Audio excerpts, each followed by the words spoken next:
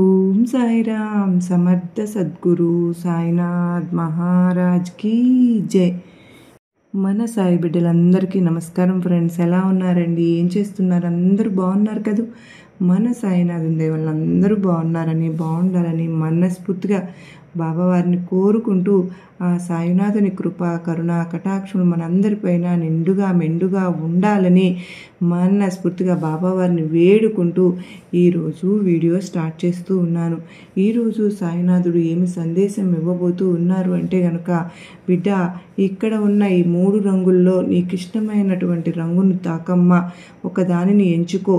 నీ హృదయంలో ఒక దానిని ఎంచుకున్న తరువాత ప్రతి ఒక్కరి నీ కోరిక అనేది ఈరోజు బాబావారు అలాగా 3 రంగులు ఉన్నటువంటి ఒక సింబల్స్ని అయితే తీసుకొచ్చారు ఫ్రెండ్స్.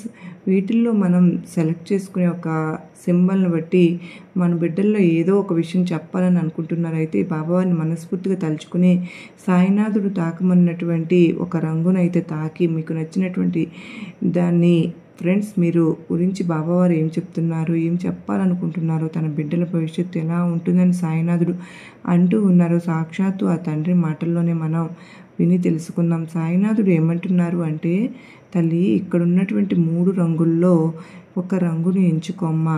నువ్వు వినాలనుకున్నటువంటి శుభవార్త నువ్వు వినేలాగా చేస్తాను బిడ్డ. నువ్వు తప్పకుండా ఆ శుభవార్త వింటావు అని సాయినాథుడు అంటూ ఉన్నారు ఫ్రెండ్స్. అయితే సాయినాథుడు తమ బిడ్డలకు ఉద్దేశించి ఏం చెప్పబోతున్నారో వినాలి అంటే తప్పకుండా మనం సాయినాథుడు చూపిస్తున్నటువంటి 3 రంగుల్లో ఏదో ఒక రంగునైతే ఎంచుకుందాం. దాని ద్వారా తన బిడ్డలకు ఎలాంటి సందేశం ఇవ్వబోతున్నారు సాయినాథుడు మనం తెలుసుకుందాం. మనస్ఫూర్తిగా బాబావారిని తలుచుకుంటూ బాబావారిని వేడుకుంటూ మా కోరికలన్నీ నెరవేర్చు తండ్రి అని చెప్పి ఆ తండ్రిని వేడుకుంటూ ఆ బిడ్డలకు ఏం చెప్తున్నారో విందామండి. అయితే మన మనసులో ఉన్న కోరికను బాబావారికి చెప్పుకొని ఒకసారి మన ముందు కనిపిస్తున్నటువంటి 3 రంగుల్లో ఒక రంగునైతే ఎంచుకుందాం ఫ్రెండ్స్. ఎందుకు ఎంచుకున్నారా అండి? అయితే మొదటిగా ఎవరైతే తెలుపు రంగు బాబావారిని చూపిస్తున్నటువంటి హార్ట్ సింబల్లో తెలుపు రంగు హార్ట్ సింబల్ కనిపిస్తుంది కదా, ఎంచుకున్నారో వారి గురించి సాయినాథుడు తన బిడ్డల గురించి ఏం చెప్తున్నారో సాక్షాత్తు ఆ తండ్రి మాటల్లోనే విందాం. బిడ్డ, నేను నిన్ను పట్టించుకోవడం లేదని నాపై అలిగావా? బిడ్డ, నీ చెయ్యి వదిలేశానేమో అని నన్ను నిందిస్తున్నావా తల్లి? నేను ఎప్పుడూ నిన్ను విడిచిపెట్టింది లేదమ్మా. నేను ఎప్పుడూ కూడా నీతోనే ఉంటున్నాను. కాకపోతే నువ్వే నన్ను గమనించటం లేదమ్మా. నీ వెంటే ప్రతిక్షణం నీడగా ఉంటున్నాను బిడ్డ. నువ్వు ఏ పని చేసినా అది విజయం పొందేలాగా నీతో ప్రయత్నం చేస్తుంది ఎవరనుకుంటున్నావు తల్లి? నేను కాదా? మరి నీతో పాటే ఉండి నన్ను నువ్వు గమనించలేకపోతున్నావు. ఎందుకంటే నాపై నీకు ఏర్పడినటువంటి అపనమ్మకం వలన, దానివల్లనే నీకు కష్టాలు బాధలు. ఎందుకు బాబా? వీటితోనే నాకు సరిపోతూ ఉంది. కానీ సంతోషంగా ఉండే క్షణాలంటూ ఏవి నాకు ఇవ్వడం లేదని నాపై బాగా అలిగావు కదా బిడ్డ. కానీ తల్లి, నీకు బాగా ధైర్యం ఉందమ్మా, శక్తి కూడా ఉంది. అలాగే నీలో ఉన్నటువంటి పోరాడగలిగేటటువంటి శక్తియుక్తులు ఎన్నో ఉన్నాయి. అన్నీ ఉన్నప్పటికీ నీ పని నీకు జరుగుతుంది అని అనుకుంటూనే ఉంటావు. కానీ బాబా నాకు తోడుగా ఉన్నాడా లేడా, అసలు నేను ఈ పనిలో విజయం సాధిస్తానా అనే అపనమ్మకాన్ని కూడా పెంచుకుంటున్నావమ్మా. అప్పటికప్పుడే అపనమ్మకాన్ని ఏర్పాటు చేసేసుకుంటున్నావు. చూడు తల్లి, నీతో నేను ఉన్నంత మాత్రాన నువ్వు చేసినటువంటి కర్మలన్నీ కూడా నువ్వు అనుభవించకుండా వెళ్ళిపోతాయే చెప్పు? లేదు కదా బిడ్డ. కొన్నిసార్లు నీకు ఏర్పడేటటువంటి ఆటంకాలన్నీ కూడా నువ్వు చేసుకున్నటువంటి పాపకర్మల వల్లనే, పూర్వజన్మల కర్మల వల్లనే ఏర్పడతాయి. కనుక వాటి వల్ల నీ కష్టాలు కానీ సమస్యలు కానీ నువ్వు అనుకున్న వెంటనే తీరవు.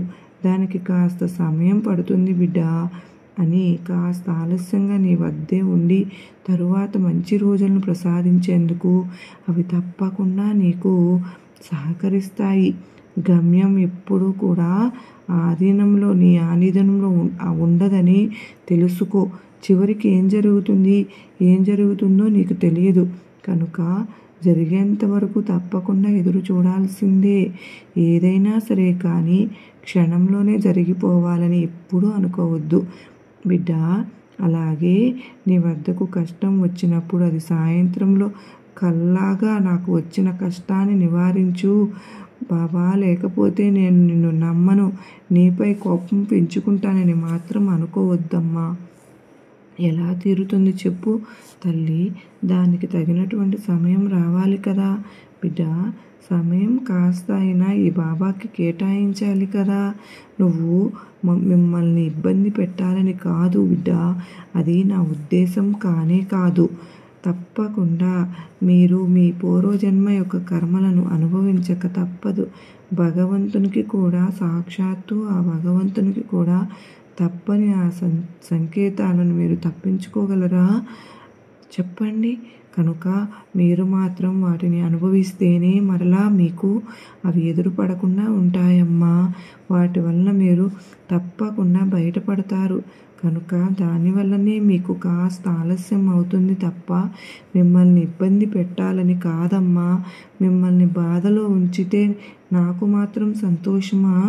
లేదు కదా. నువ్వు దేని గురించి అయితే బాధపడుతున్నావో, దేని గురించి అయితే ఏ కష్టాలు కన్నీళ్లు తప్పవు, ఏది ఉండడం లేదని జీవితం అంతా కూడా నిరాశపడుతూ వస్తూ ఉన్నావో, వాటికి తప్పకుండా ఈ బాబాను ప్రమాణం చేసి మరీ నీకు చెబుతున్నానమ్మా.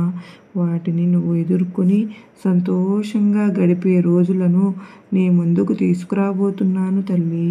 అలాగే నువ్వు నాపై పెంచుకున్నటువంటి అపనమ్మకాన్ని కూడా శాశ్వతంగా తొలగించబోతున్నాను. నువ్వు నా బిడ్డవు తల్లి. నీకు మంచి చేయకుండా ఉంటానా? ఎలా నిన్ను కష్టాలలో వదిలేస్తాను చెప్పు? ఇక ధైర్యంగా నీ బాబాపై నమ్మకంతో ఉండు. ఇకంతా శుభమే జరుగుతుంది అని ఎవరైతే ముందుగా తెలుపు రంగు ఉన్నటువంటి రంగును తాకారో వారి గురించి సాయినాథుడు ఈ విధంగా చెప్పారండి. తరువాత ఎరుపు రంగులో ఉన్నటువంటి దాన్ని తాకారో ఎవరైతే ఏం చెప్తున్నారంటే బాబాగారి సమాధానం ఏంటో ఒకసారి తెలుసుకుందాం. బాబావారు ఏమంటున్నారు అంటే, బిడ్డ, చాలా రోజుల నుంచి నువ్వు ఏదో దీనంగా బాధపడుతూ ఉన్నావు. ప్రతిరోజు నిరాశను గురవుతూ వస్తూ ఉన్నావు. నిన్ను చూస్తూ ఉంటేనే నేను నీకు ఎలాంటి సమాధానం ఇవ్వడం లేదని పొరపాటు పడుతూ ఉన్నావమ్మా. నేను చేస్తున్న పనిలో, నా ఆలోచనలో ఎంతటి పవిత్రత ఉందో నీకు తెలుసు కదా తండ్రి. మరి నా ఈ మాటల్లో ఎంత సత్యం ఉంది? నేను అడుగుతున్నటువంటి కోరిక పట్ల కూడా న్యాయపరమైనటువంటి కోరికనే అడుగుతున్నాను. నేను చేస్తున్నటువంటి పనుల వలన నాలో ఏదైనా కానీ, నాకు తెలియనటువంటి తప్పులు కానీ, లేదంటే ఏదైనా కొత్తగా మార్పులు కానీ వచ్చినా నన్ను క్షమించు. అంతే తప్ప నేను ఏదైనా సరే న్యాయమైనదే అలాగే నలుగురికి బాగుండాలనేటటువంటి కోరికతో నిన్ను ఆశించి కోరాలే తప్ప నా స్వార్థం కోసం, కేవలం నా కుటుంబం సంతోషంగా ఉండాలని మాత్రం నేను ఎప్పుడూ కూడా మిమ్మల్ని ఏదీ కోరలేదు. నేను ఎప్పుడూ అలా ఆలోచించను కూడా తండ్రి. నాతో పాటు 10 మంది సంతోషంగా ఉండాలని అనుకుంటాను. కానీ నాకు మాత్రం నేను అనుకున్నటువంటి స్థిరమైనటువంటి ఉద్యోగం కానీ, లేదంటే నేను సంతోషంగా గడిపేందుకు కాస్త ధనాన్ని అయినా సరే ఏదో ఒక రూపంలో అందిస్తావని అనుకుంటూనే వచ్చానయ్యా. ఎన్ని రోజులు అదే నమ్మకంతో ఉన్నాను తండ్రి. కానీ బాబా, నీకు నా కుటుంబ సమస్యలు తెలుసు కదా. నేటి మాట అన్నింటినీ అలా ఒక్కడిని ఎదుర్కొని పోరాడగలిగాను. ఒక్కసారి నువ్వైనా ఆలోచించావా? నన్ను నమ్ముకున్న నా కుటుంబం ఏమైపోవాలి తండ్రి? నాకంటూ ఒక స్థిరమైనటువంటి ఉద్యోగాన్ని కదే బాబా నేను అడిగింది నిన్ను. ఇది న్యాయపరమైనటువంటి కోరికే కదా తండ్రి. దీనికి కూడా ఎందుకు బాబా ఆలస్యం చేస్తూ ఉన్నారు? ఇంకా ఎన్ని రోజులని నేను ఇలా ఎదురు చూస్తూ ఉండాలి తండ్రి? నేను నీకు మాట ఇస్తున్నాను బాబా. నేను చేసే ప్రతి పనిలో కానీ, నేను అనుకున్న దానిలో కానీ నేను విజయం సాధించేస్తే నాతో పాటు ఉన్నవారికి, అలాగే నా పరిస్థితుల్లో కొట్టుమిట్టాటలతో ఉన్నవారికి తప్పకుండా నేను సహాయం అందిస్తాను. నా వంతు సహకారం నేను తప్పకుండా చేస్తాను బాబా. అది కూడా నీ పేరుతో నా బాబా పేరుతో సహాయం చేస్తాను. అవును తండ్రి. బాబా, నా మాటల్లో ఎంత సత్యం ఉందో నేను ప్రతిరోజు కూడా నిన్ను వేడుకుంటున్నటువంటి ప్రార్థనలో కూడా అంతే సత్యం ఉంది. బాబా, నేను ఎన్నో రోజులుగా నిన్ను అడుగుతున్నటువంటి కోరిక ఇదే కదా. నాలో ఏదైనా కాని తప్పు ఉంటే నన్ను క్షమించు. ఇంకా ఇంకా పరీక్షించి మరీ నన్ను బాధ పెట్టవద్దు తండ్రి. దయచూపు తండ్రి, నాపై దయచూపు అని బాధపడుతూ ఉన్నావు కదా బిడ్డ. బాధపడవద్దమ్మా. నువ్వు కోరిన న్యాయపరమైనటువంటి కోరిక తప్పకుండా నేను నీకు తీరుస్తాను. నీ కోరికలన్నీ నేను వింటూనే ఉన్నాను తల్లి. కానీ ఇన్ని రోజులు నువ్వు చేసినటువంటి నీ శ్రమ మాత్రం ఏదీ కూడా వృధాగా పోనివ్వను. నన్ను నమ్ము బిడ్డ. అవన్నీ కూడా నేను నీకు జీవితంలో ప్రతి ఒక్కటి కూడా ఉపయోగకరంగా మారబోతున్నాయమ్మా. ఇన్ని రోజులు నువ్వు చేసినటువంటి శ్రమ అంతా కూడా నీకు ఏదో ఒక రూపంలో మంచి జరిగేలాగా ఉపయోగపడుతుందే తప్ప ఏమాత్రము వ్యర్థంగా ఉండదమ్మా. ఇక ఎన్నో రోజులుగా అడుగుతున్నాను బాబా, ఇంకా ఇంకా ఆలస్యం చేస్తున్నావని తల్లడిల్లిపోతూ ఉన్నావు. తప్పకుండా నీవు అడిగినటువంటి కోరికను నేను తీరుస్తానమ్మా. తప్పకుండా నెరవేరుస్తాను. అది కూడా అతి త్వరలోనే నువ్వు అనుకున్నట్లుగానే అంతా జరుగుతుంది. కానీ నువ్వు నాకు మాట ఇచ్చిన విధంగా నలుగురికి సహాయం చేస్తావు అనేటటువంటి వాగ్దానాన్ని మరచిపోవద్దు. అర్థమైందా బిడ్డ? ఆ మాటను మాత్రం మరచిపోవద్దమ్మా. నిలబెట్టుకోవాలి. కేవలం అతి కొద్ది రోజులలోనే నువ్వు అడుగుతున్నటువంటి కోరిక పట్ల ఒక శుభవార్త వింటావు బిడ్డ. అది కూడా ఈ బాబా అనుగ్రహమే అని చెప్పి తప్పకుండా తెలుసుకుంటావు. నిజం తల్లి. ఇన్ని రోజులు ఓర్పు సహనంతో నీ ఎదురుచూపులను ఎక్కడా కూడా ఆపకుండా ఏమాత్రం విసుగు చెందకుండా ప్రతిరోజు నీ ప్రయత్నం నువ్వు చేస్తూ వస్తూ ఉన్నావు. నిజంగా అందుకు నిన్ను అభినందించాలమ్మా. నిజంగా అభినందించాలి తల్లి. ఏ ఒక్కరోజు కూడా అలుపు సొలుపు లేకుండా నీ ప్రయత్నాన్ని నువ్వు చేస్తూనే ఉన్నావు. అది ప్రతి ఒక్కరికి కూడా ఆదర్శదాయకం బిడ్డ. ఎందుకు నీ బాబా ఇలా అంటున్నానో తెలుసా అమ్మా? కొంతమంది ఎలా ఉంటారంటే వారు పని అనుకోగానే అయిపోవాలని అంటారు. కొంచెం కూడా ఓపిక పట్టరు. ఆ పనిని మధ్యలోనే వదిలేస్తారు. లేదంటే బాబా కూడా మా కోరిక తీర్చడం లేదని నాపైనే నిందలు వేస్తూ ఉంటారు. అవును బిడ్డ. దానివల్ల మీరు ఇంకా నిరాశ చెందుతూ దాని గురించే మర్చిపోతారు. కానీ నువ్వు అలా కాదమ్మా. ఏ పనినైతే మొదలు పెట్టావో, ఏ లక్ష్యాన్నైతే నువ్వు అనుకున్నావో ఆ లక్ష్యాన్ని చేరేంతవరకు నువ్వు దానిని మర్చిపోలేదు. ఇదేనమ్మా. నిన్ను నాకు అత్యంత ఆశ్చర్యం చేసింది. నువ్వు మొదలు పెడుతున్నటువంటి నీ పనిని ఇప్పటి వరకు ఆపకుండా ప్రతిరోజు నీ వంతుగా ఎంత ప్రయత్నించాలో అంతా ప్రయత్నం చేశావు. అది నేను చూశాను తల్లి. నీ కష్టం ఏదీ కూడా వృధాగా పోదు తల్లి. ఎందుకమ్మా అంత కష్టపెట్టుకుంటున్నావు కదా బిడ్డ. ఇక నుంచి నీ నిరాశ మొత్తం తొలగిపోతుంది. నువ్వు నమ్మిన వారికి ఎప్పుడు కూడా అన్యాయం నేను జరగను అనే మాటకు నిదర్శనం నువ్వే కాబోతున్నావు. అవును తల్లి, కొంచెం ఆలస్యం జరిగింది. అందుకు నేను క్షమాపణలు కూడా కోరుకుంటున్నాను బిడ్డ. క్షమించు. ఎందుకంటే ఈ బాబా ఏమీ చేయలేడు అని అనుకునేటటువంటి ఒక దీనమైనటువంటి స్థితికి నువ్వు వచ్చినప్పుడు ఇక బాబా వల్ల కూడా ఏమీ కావడం లేదనేటటువంటి ఆలోచన నీ మదిలోకి వచ్చినప్పుడు, అప్పటికీ కూడా ఈ బాబా పలకలేనప్పుడు నువ్వు ఇంత నిరాశ చెందావు అంటే నీ నుండి ఎలాంటి సమాధానం రాలేదనే కదా తల్లి. అందుకు కేవలం నువ్వు చేసుకున్నటువంటి కొన్ని తొందరపాటు నిర్ణయాలు మాత్రమే. ఏదైనా సరే కానీ 1-2 సార్లు జాగ్రత్తగా ఆలోచించుకుని మరీ దేని గురించి అయినా నిర్ణయం అనేది తీసుకోవాలమ్మా.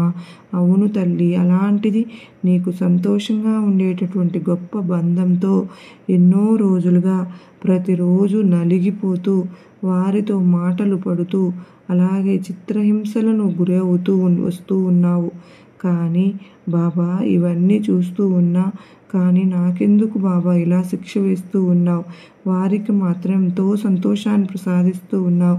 శిక్ష వేయకుండా సంతోషంగా వారిని ఉంచుతూ ఉన్నావు. నిన్ను మాత్రం వారితో ప్రతిరోజు కూడా నరక యాతనలు పెట్టేలా చేస్తున్నావు. ఎందుకు బాబా? చూస్తూ సమాధానం కూడా లేకుండా ఇలా మౌనంగా ఉన్నావు. ప్రతిరోజు బాధపడుతూ నా వద్ద కన్నీరు కారుస్తూ ఉన్నావు కదా తల్లి. కానీ బిడ్డ, నేను నీకు అన్నీ ముందే తెలిసిపరిచానమ్మా. వారేంటో, వారి స్వభావం ఏమిటో నీకు అర్థమయ్యేలాగా ప్రతి సూచనలు నీకు అందించాను. కానీ నువ్వే పట్టుబట్టి మరీ బాబా ఆ బంధంతో తప్ప నాకు వేరే ఏ బంధంతోనైనా సరే నాకు ముడిపెడితే నేను అసలు ఈ భూమిపై లేకుండా నీ వద్దకే వస్తాను తండ్రి అన్నావు కదా బిడ్డ. ఆ రోజు నాపై ఒట్టు కూడా పెట్టావు, గుర్తులేదా అమ్మా? మరి నీకు నువ్వుగా తెచ్చుకున్నటువంటి నీ బంధాన్ని నువ్వే కదా అనుభవించాలి. మరి అలాంటప్పుడు మీకు తెలియదా బాబా? ముందే అన్నీ తెలుసుకుని కూడా ఎందుకు ఇలా చేశారు అని అడుగుతావేమో. అప్పుడేమో నేను అసలు ఈ భూమిపై ఉండను బాబా అన్నావు. ఒకవేళ అప్పుడే నేను ఈ బంధాన్ని దూరం చేసి ఉంటే నువ్వు తప్పకుండా ఒక తొందరపాటు నిర్ణయాన్ని తీసుకుని ఉండేదానివి. అవునా కాదా తల్లి? మరి అన్నీ కూడా నాపై మోపితే ఎలా అమ్మా? మీకంటూ కొన్ని సొంత నిర్ణయాలు, సొంత ఆలోచన జ్ఞానాన్ని భగవంతుడు తప్పక అందిస్తాడు. దాని వలన మీరు ఎన్నో ఆలోచనలు ఆలోచించేటటువంటి విధానం మీకు ఉంటుంది. అయినప్పటికీ మీరు మాత్రం మీ సొంత నిర్ణయాలు మీరే తీసేసుకుంటూ ఉంటారు. మరలా భగవంతునిపై మోపుతూ ఉంటారు. తల్లి, ఇది అసలు ఎంతవరకు న్యాయం చెప్పు? కానీ నిన్ను చూస్తూ నేను ఎందుకు సమాధానం ఇవ్వలేదో తెలుసా బిడ్డ? నీకు పూర్తిగా వారంటే వారి స్వభావం ఏమిటో తెలియపరచాలని నేను కాస్త మౌనంగా ఉన్నాను. అలాగే నీ పట్ల కాస్త అన్యాయంగా ఏమాత్రం ఉలుకు పలుకు లేకుండా మౌనంగా ఉండేందుకు కారణం కూడా అదేనమ్మా. వారిలో తప్పకుండా మార్పు వస్తుంది. వారు నీ గురించి అర్థం చేసుకుంటారు. మీ బంధం సంతోషంగా ఉంటుంది. ఎప్పుడైనా సరే ప్రస్తుతం ఉన్నటువంటి మీ పరిస్థితిని చూసి భవిష్యత్తు కూడా సంతోషంగా ఉంటుందని ఎప్పుడూ అంచనాలు వేసుకోవద్దు. కనుక ముందు రాబోయేటటువంటి భవిష్యత్తు ఏమిటో మీకు తెలియదు కదా. కనుకనే కేవలం ఈ బాబాకు మాత్రమే తెలుసు. కాబట్టి మీకు ఏది మంచో ఏది చెడో తెలుసుకుని ఏది అందించాలో తెలుసుకుని అందివ్వడంలో ఈ బాబా ఎప్పుడు కూడా విఫలం కాడు. తల్లి, ఒకవేళ మీ పని ఆలస్యం జరుగుతుంది అంటే దానికి అర్థం ఏమిటో తెలుసా అమ్మా? అంతకన్నా మంచిది ఏదో అవకాశం ఒకటి ఉందని, లేదంటే ఇంకేదైనా మంచి జీవితం కానీ మీ ముందుకు రాబోతుందని అర్థం చేసుకోవాలి. ఇక నీవేమీ కూడా దుఃఖించనవసరం లేదు బిడ్డ. వారిలో తప్పకుండా ఒక మార్పుని నేను తీసుకువస్తాను. మీరు సంతోషంగా ఉండే క్షణాలు రాబోతున్నాయమ్మా. ఇప్పటి వరకు గడిపిన రోజులు మరచిపో. ఇక ఆ జీవితం నీ కంటికి కూడా కనిపించదు. నువ్వు ఎంతో సంతోషంగా గడుపుతావు. వారి మనస్సుని నేను మార్చాను తల్లి. ఈ శుభవార్త చెప్పడానికి ఈరోజు నీ ముందుకు వచ్చానమ్మా. ఇప్పటి వరకు నువ్వు పడ్డ కష్టాలు ఏవి కూడా ఇక నీకు గుర్తురావు తల్లి. ఇక నువ్వు నీ కుటుంబంతో సంతోషంగా ఉంటావు. ఏ బంధంతో అయితే ఇన్ని బాధలు పడ్డావో, ఎన్ని రోజులు ఇబ్బందులు పడ్డావో, ఆ బంధంతోనే నువ్వు ఊహించినటువంటి సంతోషాన్ని కూడా పొందుతావు. ఆనందంగా ఉండమ్మా అని సాయినాథుడు ఎవరైతే గ్రీన్ కలర్ని తాకారో ఆ బిడ్డల గురించి చెప్పారండి. ఈరోజు ఎవరైతే ఈ 3 రకాల రంగులను తాకిన వారిలో హృదయం ఎంతో ఆనందంగా నిండిపోయేటటువంటి సందేశాన్ని సాయినాథుడు తన బిడ్డల కోసం అందించారు. నిజమే కదండి. ఇక ప్రతి ఒక్కరూ బాబా బిడ్డలంగా బాబావారికి ధన్యవాదాలు చెప్పుకొని ప్రశాంతంగా సంతోషంగా మన జీవితాన్ని గడుపుదాం. మన రోజును ప్రారంభించుదాం. ఇక మనం ఏది అనుకున్నవి పని మొదలుపెట్టినా కూడా అందులో సక్సెస్ అనేది మనం సాధించే విధంగా సాయినాథుడు మనకు ఖచ్చితంగా మన బంధంలో సంతోషంగా గడుపుతాము, విజయాన్ని సాధిస్తాము. ఇక ఎవరిని తక్కువ చూసేటటువంటి రోజు అనేది రాదండి. సంతోషంగా ఉండండి. ఇది ఈరోజు సాయినాథుని సందేశం కనుక మీ అందరికీ నచ్చినట్లయితే చిన్న లైక్ ఇవ్వండి ఫ్రెండ్స్. మరికొంతమంది సాయి బిడ్డలకైతే ఈ సందేశాన్ని షేర్ చేయండి. తప్పకుండా సబ్స్క్రైబ్ చేసుకుని పక్కనే ఉన్న బెల్ ఐకాన్ని యాక్టివేట్ చేయండి. మరొక సాయినాథుని సందేశంతో మరలా కలుసుకుందామండి. అంతవరకు ఓం సాయిరామ్. సర్వే జనా సుఖినో భవంతు. అందరూ బాగుండాలి, అందరిలో నేను ఉండాలని మనస్ఫూర్తిగా బాబావారిని కోరుకుంటూ లోకా సమస్త సుఖినో భవంతు.